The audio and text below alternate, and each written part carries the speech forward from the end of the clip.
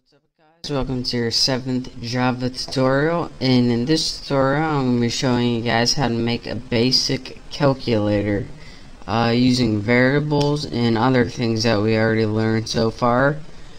So in your last tutorial I showed you guys how to get input from a user using something called a scanner, and we're going to need that again, and I already imported it. So the first thing that we're going to want to do is go ahead and make a scanner variable.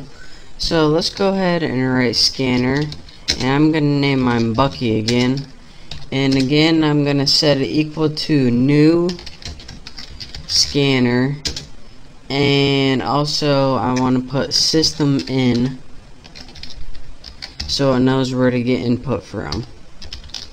So write system.in, and that's all you need to do for now. The next thing we're going to need is 3 variables. We need 1 variable to hold the first number, 1 variable to hold the second number, and our last variable is going to hold the answer. So they're going to be doubles, by the way. So you can go ahead and declare them by writing double fnum for first num. Go to your next line and write double snum for second num. Or here's a neat little trick. If you have many variables of the same type, and by type I mean double or int or something like that, since you have many double variables, you can write them all on the same line. It's a nice little shortcut. So write snum and answer. You can name your variables anything you want. I just usually have a shorter variable since I don't feel like typing a whole lot. So the first thing we want to do on our calculator is just print a line of text that says enter first number so the user knows what to do. So go ahead, and you know how to write this system.out.println. And in your parameters just go ahead and write enter first num, and then put a little semicolon right there if you want. And now we can go, once we have that, all this is going to do is put a line of text enter first num on the screen. Now what we want to do is have a way to enter a number and have it stored in fnum. So go ahead and put fnum equals Bucky, and remember this is our scanner variable, and write next double. And that brings me to another point. Now in our last tutorial I showed you guys something called next line, and it was right here, and that was for strings. Each data type in Java, you need to give it its own method, since you need to tell what you're gonna be inputting in there so it knows how to save it. For example, if this was strings you're gonna input in there, like hello, you're gonna put next line, but since we're inputting a number, you're gonna want next double, because double is a type of number. So now once we enter this number, and it can have decimal points, it's going to be stored in the variable fnum, and we're going to need that later. So now we have to do this exact same thing for the second number.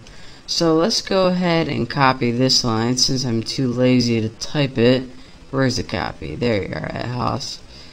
And next we want to print enter second number, and now we just need to do the same thing. Go ahead and copy this, and after that prompt pops up, you're gonna, there we go, you're gonna want to store this variable in snum.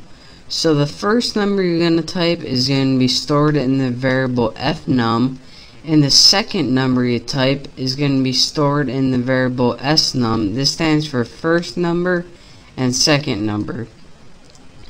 Now what we want to do to get that answer that we have those variables is just add them together.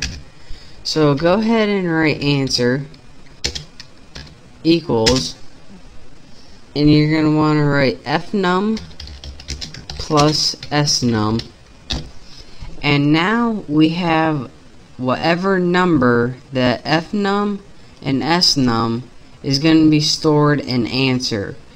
Now it's stored in there, but we need a way to output it to the screen to see what it was. So let's go ahead and write system.out.println, and in your parameters just write answer.